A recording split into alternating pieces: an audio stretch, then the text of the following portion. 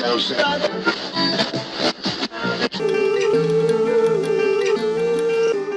trabalho como empregada doméstica desde os 12 anos de idade. Hoje eu tenho 42 anos. Olhando para minha história, parece que não é comigo. Situações que mais incomodam, que é o racismo, o assédio, então, principalmente. A gente acaba virando a doméstica que cuida das crianças, ou a babá que cuida do serviço doméstico. Eu sou a famosa faz tudo. Se for aumento, nem pensa, porque você ganha muito mais do que o mercado lá fora está pagando. Cuide da casa, cuide da criança, passeie com o cachorro, passe a roupa. Tentar conciliar o estudo, né, com o trabalho doméstico. Para mim foi uma das coisas mais difíceis.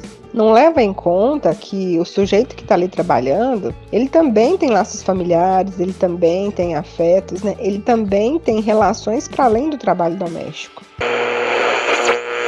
Olá, gente! Eu sou a Janaína. Olá, gente, eu sou a Isaura e está no ar o Quadro de Empregada, um podcast disponível no Spotify e nas plataformas gratuitas de distribuição. Antes de dar play nesse episódio, avisamos que nele há gatilhos de assédio sexual e violência psicológica. Bora para a conversa de hoje. Olá, pessoal! Tá começando mais um episódio do nosso podcast Quadro de Empregada. E hoje a gente está com uma entrevistada que vai contar aqui pra gente um pouquinho da sua história, um pouquinho da sua trajetória no trabalho doméstico. Leiliane, você pode se apresentar pra gente, por favor? Com certeza. Gostaria primeiramente de agradecer a oportunidade de estar aqui conversando com vocês, né, de contar minha história. Meu nome é Leiliane, natural de Morrinhos, é um quilombo lá do município de Berilo. Iniciei como cuidadora de crianças com 14 anos e fiquei nesse vai e vem, cuidando de crianças e de idosos. Já fui para outras cidades também cuidar de crianças, mas eu parei mesmo como cuidadora de idosos, né?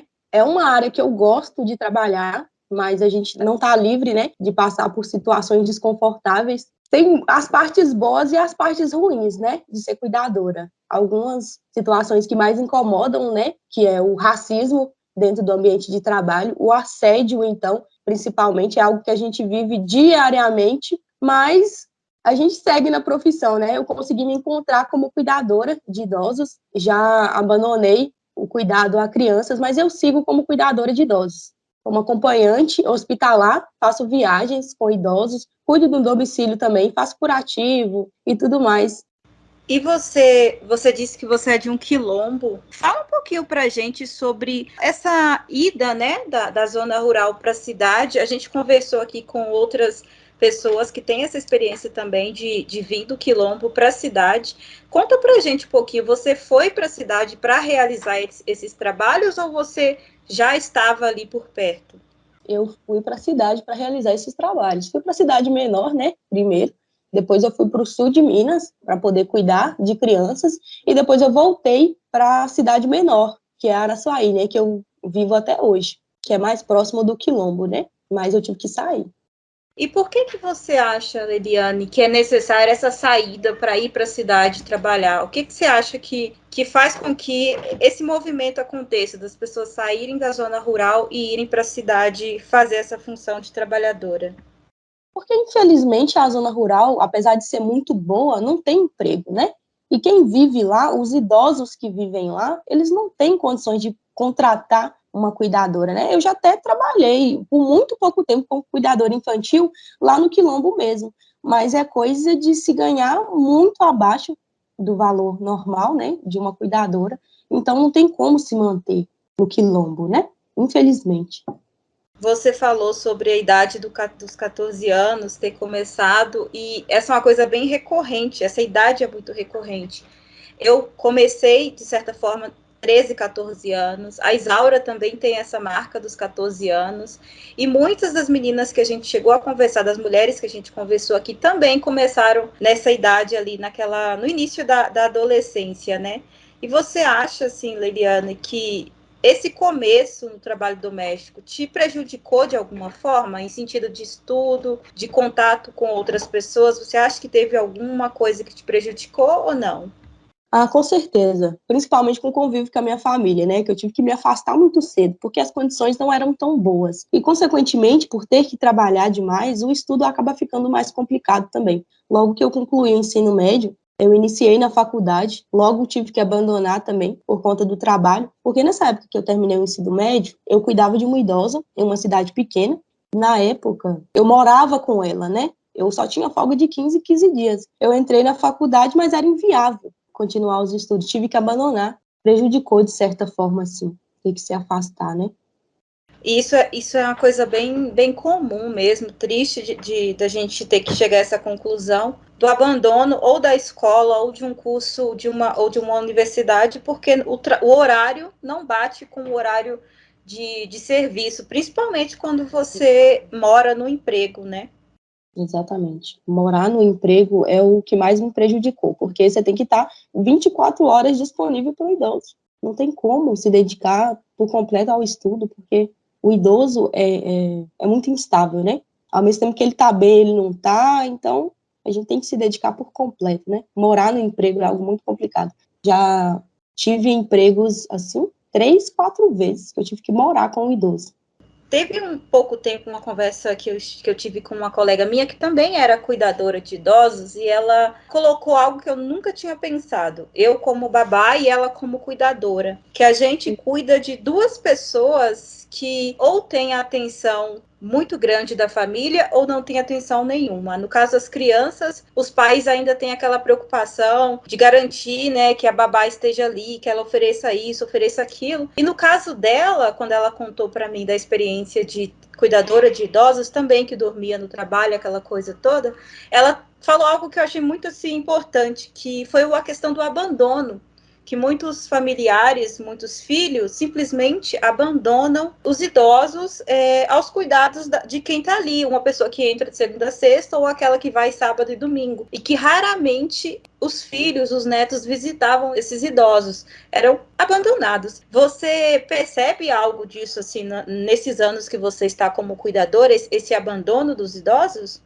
Com certeza, é o que eu mais vejo, é idoso no hospital, em que a família não vai visitar, só entra em contato para fazer o pagamento, nada mais. E o idoso, ele é carente, né? Ele fica mais depressivo, a maioria deles, né? Quando não tem contato com o familiar. Inclusive, atualmente, eu sou cuidadora de uma idosa que é assim. Infelizmente, os filhos não têm um apego. Então, entrega tudo para a cuidadora e a gente tem que lidar com aquela carência do idoso, porque o idoso necessita de conversar demais, né, de receber uma atenção a mais, e os filhos, infelizmente, não têm essa paciência. Nesse ponto, acaba se parecendo muito com o cuidado com as crianças, que os pais também abandonam, só que ainda é diferente, porque eles veem algum futuro, depositam alguma expectativa nessa criança para o futuro.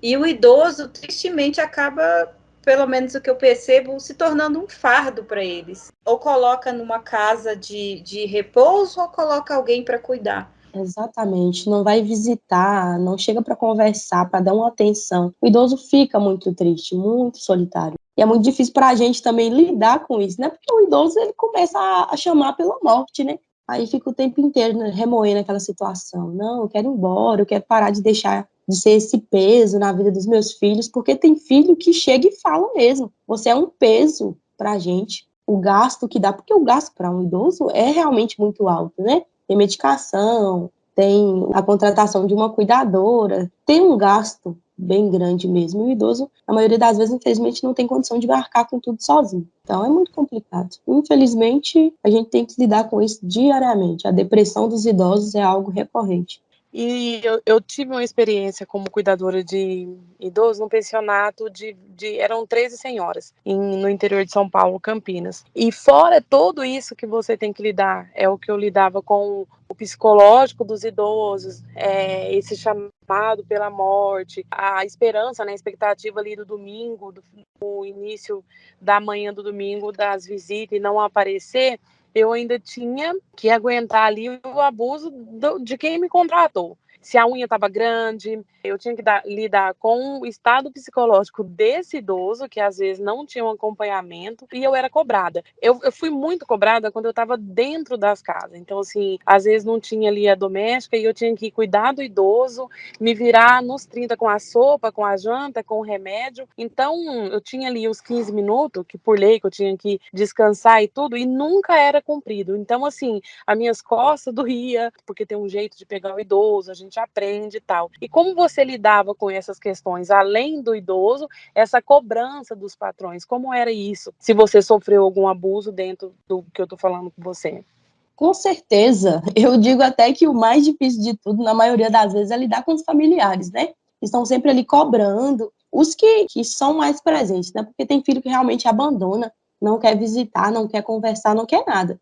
Mas tem os filhos que só chegam para botar ordem, né? Para poder julgar, para poder criticar ali, e na hora de descanso nunca tem respeito, né? A gente nunca tem descanso. Eu já trabalhei nessas casas em que eu trabalhei morando com a idosa, principalmente com os idosos, tinha muito disso. Às vezes, no horário de almoço, eu almoçando, aí eu tinha que parar, ir lá para poder trocar uma fralda, não tinha nenhuma paciência. A pressão familiar é muito grande, é muito difícil lidar com isso também, porque eles só querem cobrar, ninguém se oferece para fazer nada com o idoso, nem pegar um copo de água, mas para cobrar é sempre os primeiros.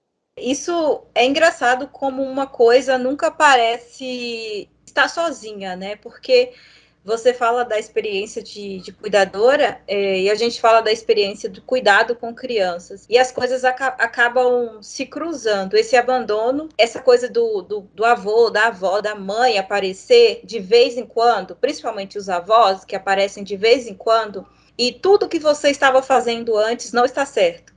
Teve uma coisa que você falou no início, que eu gostaria, se você puder contar um pouquinho pra gente, que dentro dessa experiência, né, tem muito racismo, tem muito machismo dentro dessas casas. Eu queria que você contasse pra gente, se você pode compartilhar com a gente alguma experiência, assim, de teor racial mesmo, racista, que você possa ter presenciado nesse ambiente do trabalho doméstico. O racismo é demais, viu? Demais, demais, demais. A gente sabe que idoso, eles viveram uma época que infelizmente, o racismo predominava e ainda predomina, né? Então, o idoso, ele tende a ser muito racista. Então, a maior parte do racismo que eu sofro no meu dia a dia vem dos próprios idosos, que eu sou cuidadora. Vem da família também, mas os idosos em si são muito mais preconceituosos. Eu cuidei de uma idosa, inclusive, que quando eu cheguei logo, ela questionou, né? Você penteia seu cabelo? Eu falei, sim, só quando eu lavo, né? Busquei tentar explicar. E aí, foi passando o tempo, eu fui cuidando dela. Aí um dia ela pediu para tocar no cabelo. Ela falou, nossa, seu cabelo é até macio, né? Outras diversas situações. Eu já cuidei de idosos que me rejeitaram por conta da cor. E foi isso que fez com que o primeiro contato com o idoso, na verdade, na entrevista logo, eu sempre vou com o cabelo bem preso, com uma roupa mais coberta também, né, para evitar os pré-julgamentos, apesar que sempre existe, né, a cor logo já predomina. Mas recentemente eu tive uma experiência muito bacana, eu comecei a cuidar de um idoso, e na entrevista eu fui como eu sempre vou, eu vesti uma blusa mais coberta, fui de calça, até para cobrir tatuagem também, porque tem um preconceito muito grande, prendi muito bem o cabelo, e quando eu cheguei lá, eu me deparei com uma mulher negra. E, nossa, eu fiquei extremamente feliz, porque não é algo comum de acontecer, né? Foi a primeira vez em que eu fui contratada por uma pessoa negra. E logo eu fiquei muito feliz, com certeza.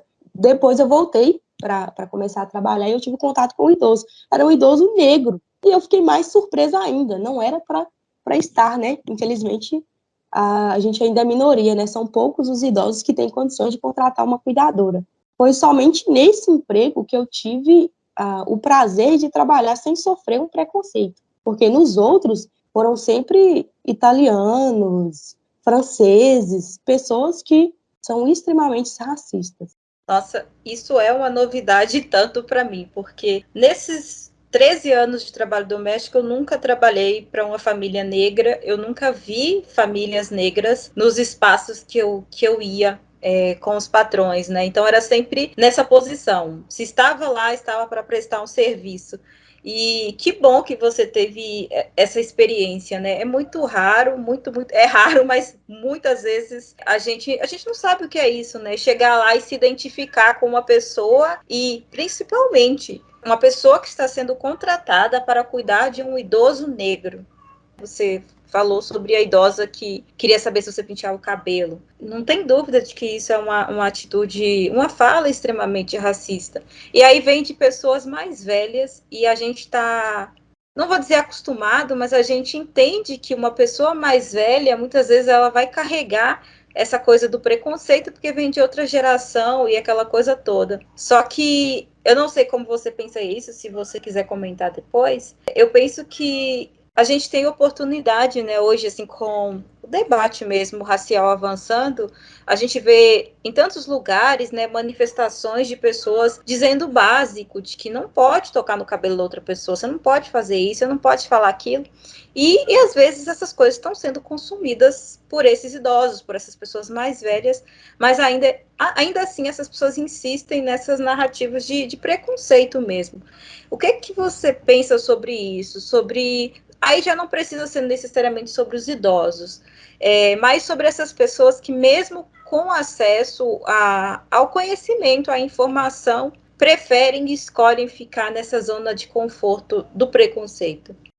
Eu já tentei muito, na maioria dos idosos que eu cuidei, né, que eu sofri esse tipo de preconceito, eu sempre tentei falar, né, não, meu cabelo é assim, sempre vem aquele comentário, né, por que você não alisa? Você tem que pentear esse cabelo, por que você não prende? Faz aquele penteado assim bonitinho, coloca aquela faixa, sempre ouvi muito isso, mas como nunca adiantou, né, chega um momento que a gente cansa, a gente para de falar e começa a só tentar fingir que não está ouvindo, né? Uma idosa que eu fui cuidadora, falei que ela estava sendo extremamente racista comigo. E as filhas dela, não, isso é assim mesmo, finge que não está escutando, entra por um ouvido e sai pelo outro. Nunca é assim, né? Infelizmente, não dá para você ouvir algum comentário racista e fingir que tá tudo bem. Nunca tá tudo bem, né? E assim é com todas as outras pessoas que são racistas também. Filhos dos idosos também já foram muito racistas comigo, netos, e é algo que a gente tem que lidar no nosso dia a dia, sem contar a pressão psicológica, os filhos que tentam abafar, de certa forma. Eu fui cuidadora de uma idosa e ela era muito racista comigo, muito. Ela fazia comentário extremamente racista comigo. E eu fui comentar com a outra cuidadora que trabalhava na mesma residência que eu. Falei, olha, fulana está sendo muito racista comigo, se isso continuar acontecendo por muito tempo, eu vou denunciar. E aí aconteceu o inesperado, né? A outra cuidadora foi e contou para a filha da idosa, né? Falou que eu estava pensando em denunciar. Acontece muito disso, por mais que a gente ache que não, mas a classe tem uma certa desunião. E ela foi contar que eu estava pensando em denunciar. A filha dela veio e falou para mim, olha, você acha mesmo que se você denunciar, você vai ganhar essa causa? Uma pessoa de 80 anos está sendo racista com você, como que você vai lidar com isso? Você acha que você vai ganhar? Continuei trabalhando nessa mesma casa, mas o racismo continuou acontecendo, eu não denunciei, não aconteceu nada, até que por fim essa idosa faleceu. Mas é algo que acontece no nosso dia a dia e a gente tem que fingir que não está ouvindo, porque rebater também não adianta. Essa experiência que eu tive foi a pior, porque quando eu comecei a trabalhar nessa residência, ela já estava, e eu comecei a trabalhar só aos finais de semana. Ela, não sei como, descobriu quanto que eu ganhava, e ela descobriu que era um pouco a mais do que ela ganhava. E, infelizmente, ela não aceitou. Falou, olha, eu trabalho durante a semana e não ganho o que ela recebe no final de semana. Mas foi o meu valor, eu cobrei esse valor, a família quis pagar. E, a partir daí, ela não aceitou. E aí começou as picuinhas, tudo que eu falava chegava nos ouvidos dos patrões. E, por fim, deu uma super confusão, a gente brigou, deu um super problema. No final, ela foi demitida, né? Eu continuei trabalhando na casa. Não fiquei feliz com isso também, né? Porque o correto é trabalhar em grupo, né? A gente se unir para poder viver bem. E não é o que acontece na maioria das vezes. Esse conflito só atrapalha e só atrasa a gente mesmo, né?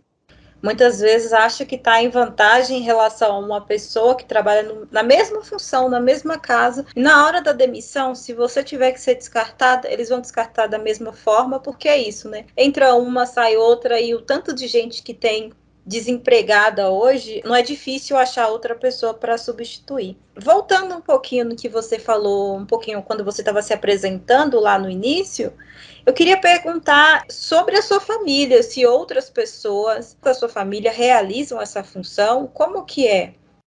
Não, ninguém. Eu sou a única que presta esse tipo de cuidado. Sempre que acontece uma situação em que eu fico muito desconfortável, que eu tenho uma crise de choro, né? É muito comum disso acontecer, ou a gente chora no banheiro, ou a gente chora em qualquer lugar. Eu ligo para minha mãe e falo, mãe, tá acontecendo isso aqui, eu não quero mais. Minha mãe fala, olha, eu acho que você não pode desistir, é a missão que Deus te deu. A família sempre costuma falar essas coisas, né? É a missão que Deus te deu, continua cuidando, aprende a lidar com esse tipo de coisa, mas da minha família ninguém mais quis partir para essa área, ninguém quis prestar cuidado. Minha irmã até tentou cuidar de idosos, mas não tem paciência, né? Não consegue lidar. Infelizmente, tem que ter muita paciência, disposição para engolir muito sapo, poder trabalhar com idosos e com crianças também, né? Que é muito difícil.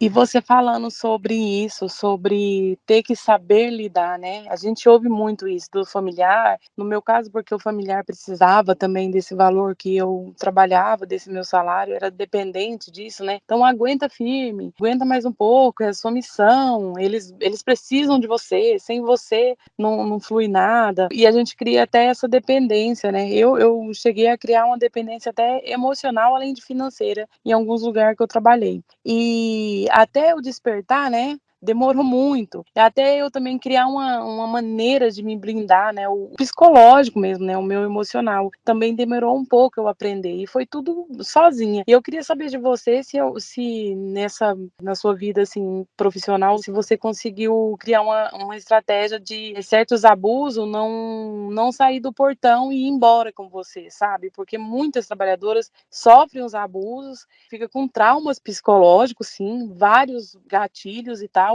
e isso vem para nossa vida pessoal. Aconteceu isso com você? Você trouxe alguma coisa traumático do seu trabalho? E se hoje você consegue se blindar de alguma maneira? Não tem estratégia, não tem.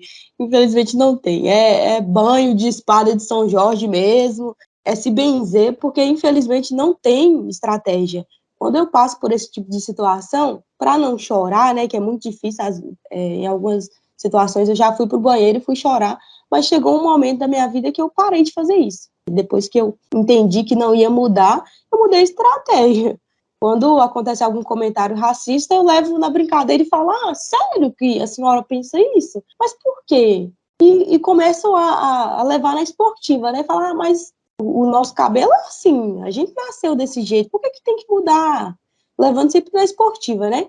Eu costumo esconder muitas tatuagens também, eu tenho algumas, só 3, na verdade. Eu escondo bem. E recentemente uma idosa descobriu que eu tenho tatuagem, né? E eu sempre vi ela falando, a gente assiste muita televisão, e ela faz muito comentário racista. Fala, olha, esses homens pretos, e ainda faz tatuagem, olha que ridículo, quem que tem coragem de se relacionar com um homem desse? Aquela coisa toda. Até que por fim eu decidi mostrar. Ela viu, e ela comentou.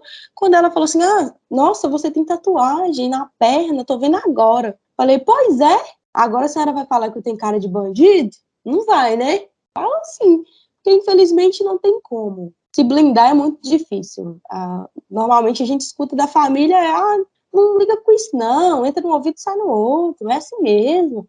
Você vai levar para o coração algo que um idoso está falando? Mas a gente leva. Infelizmente não tem como a gente lidar com uma situação onde a gente sofre racismo e fingir que nada está acontecendo, né? A gente não pode agir como a gente realmente queria. Não pode, não tem como. Mas é extremamente desconfortável e a gente acaba levando para o coração mesmo.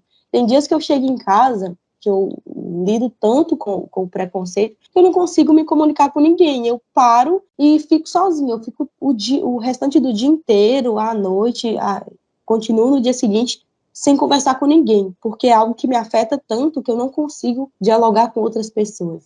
E aí eu parto para o que eu acredito, é tomar um banho, é entrar em oração para poder ter sabedoria para lidar com esse tipo de situação.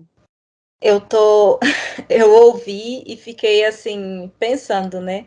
Que além da gente sofrer a violência, a gente tem que engolir muitas coisas às vezes, né? Muitas vezes, na maior parte das vezes, a gente não pode realmente fazer o que a gente, como você falou, fazer o que a gente gostaria de fazer, ou porque isso vai ter uma implicação maior, ou porque a gente vai ficar desempregado. Em alguns casos, esse ficar desempregado, se a pessoa não tiver suporte da família, se não tiver com quem contar, esse ficar desempregado vai ser uma situação tão de mais pressão, que a pessoa vai acabar ficando ali e levando, né? Quando eu perguntei para você sobre ter outras pessoas na sua família que fazem essa função, eu achei curioso você falar que ninguém entrou nessa área.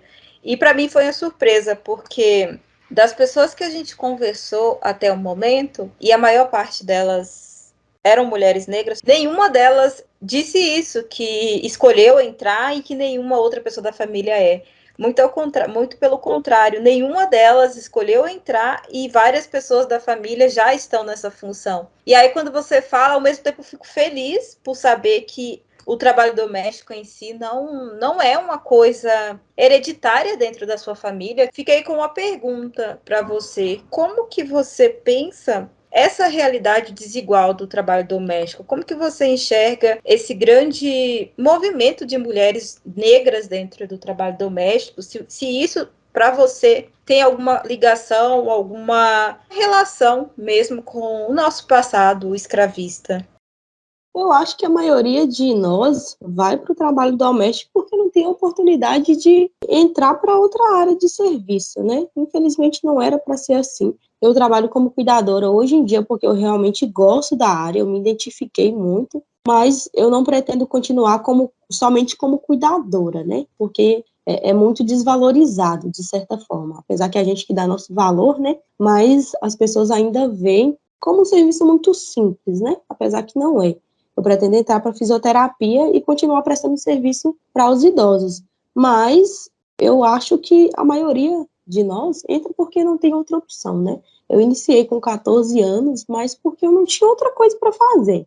Eu busquei fazer de tudo, fazer sobrancelha, manicure, aquela coisa toda, mas porque eu precisava fazer dinheiro. Com 14 anos, não tinha nenhuma experiência com nada, e a gente busca cuidar de criança ou de idosos, não tem outra coisa a se fazer. Eu acho que a gente vai pegando experiência, o tempo vai passando, a gente acaba não se dedicando aos estudos e acaba permanecendo nessa área doméstica. Você acredita que isso possa ter alguma relação com o nosso passado mesmo? Com certeza, é algo estrutural, né? Vem de muito tempo e o espaço que sobra para nós é esse, né? Infelizmente. Por mais que o tempo tenha passado, muita gente só enxerga a gente como doméstica e cuidadora. O tempo passou, mas nem muita coisa mudou, infelizmente. Bom, Leiliane, a gente já está quase finalizando aqui. Queria, antes de qualquer coisa, agradecer por você trazer essa perspectiva mesmo. É muito diferente para a gente trazer aqui para o podcast essa experiência de alguém que cuida de idosos, porque nós trouxemos aqui várias mulheres que contaram as suas histórias e elas vêm de realidades diferentes, né? Então, a experiência da pessoa que cuida de um idoso, que percebe essa ausência da família, o abandono e todas essas questões que você trouxe, para a gente era algo que ainda não estava aqui no podcast. E para fechar, assim, eu fico pensando em como essa realidade dos idosos, em como essa questão do abandono é algo tão sério, parece que chega uma fase da vida que deixa de ser interessante. Enquanto é criança, todo cuidado enquanto é jovem, mas chega uma certa idade, sendo ou não um idoso que vai contar com o apoio e cuidado de uma cuidadora,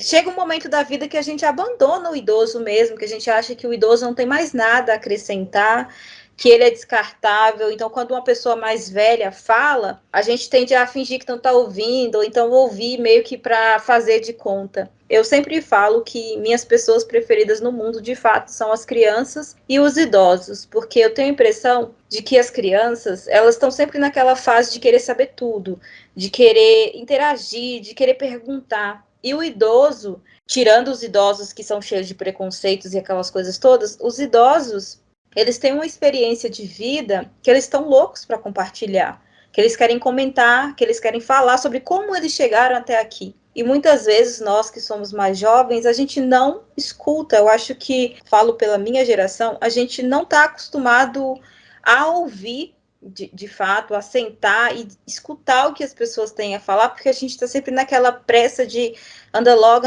eu tenho que ir ou fingir. Então, para finalizar, assim, eu queria ouvir, aí já voltando para a sua experiência, para a sua realidade enquanto uma mulher quilombola, como que você, considerando a sua experiência como uma pessoa que lida com idosos, no ramo do trabalho mesmo, como é para você a sua relação com os mais velhos, mas da sua comunidade, pessoas que estão ali porque fazem parte da sua vida e não dentro dessa lógica de trabalho. Como que você enxerga a sua relação com os idosos? O que você acha que isso te contribui enquanto mulher negra?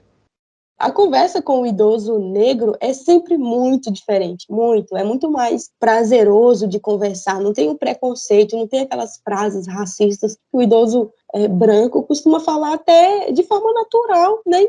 Eu acho que não está sendo preconceituoso e já sendo. Sempre que eu vou na minha comunidade, eu gosto de sair andando, né? Isso é muito comum, a gente sair andando pela nossa comunidade, sentar, tomar café, conversar sobre o nosso passado, sobre vô, bisavô, e é algo que renova as nossas energias, e eu volto para trabalhar com outra energia e lidando melhor com o nosso dia a dia. Infelizmente, lá na minha comunidade, tem idosos que estão em situações de cuidados paliativos e quem cuida é a família, não tem condições nenhuma de contratar um cuidador. Estou tendo a oportunidade de cuidar de um idoso negro, para mim está sendo maravilhoso, e o que eu espero é que isso se torne cada vez mais comum, né? Cuidar de um idoso negro, isso incentiva demais e nos motiva a continuar na luta, né? Sem dúvida, não tem nem como discutir o tamanho, né, do amor que você tem e a dedicação. A sociedade tem que te agradecer. Então, eu já quero falar muito obrigado pelo seu trabalho, né, pela sua paciência e dedicação, quem cuida de criança e de idoso são anjos na Terra, né? Muito obrigado pela sua participação no podcast. Eu que agradeço, gente. Muito obrigada pela oportunidade, pelo convite de estar participando. E é isso, a gente segue cuidando, lidando com idosos e com crianças. A gente lida até com o preconceito das crianças, né? Mas a gente continua nessa, oferecendo o que a gente tem de melhor, né, para as crianças e para os idosos. E é isso. Muito obrigada, gente. Muito obrigada, Leiliane, muito obrigada, Isaura, muito obrigada, Jenny. Acho que essa conversa aqui serve por muitas perspectivas, assim. Eu acho que qualquer pessoa que se relaciona com um idoso hoje, seja filho, seja cuidadora, seja amiga, seja qualquer pessoa que se relaciona com um idoso, vai tocar de alguma forma, alguma coisa tem que transformar do outro lado, porque são pessoas, como você disse aqui antes, né, que estão num estado, assim, de carência afetiva mesmo. E de serem escutadas, de serem ouvidas. Então, eu espero que esse episódio toque o coração de cada uma dessas pessoas que estão ouvindo, mas que toque de uma maneira que possam mudar e olhar com mais carinho para quem está por perto. Muito obrigada, Leiliane. A gente volta em outro momento com outro episódio.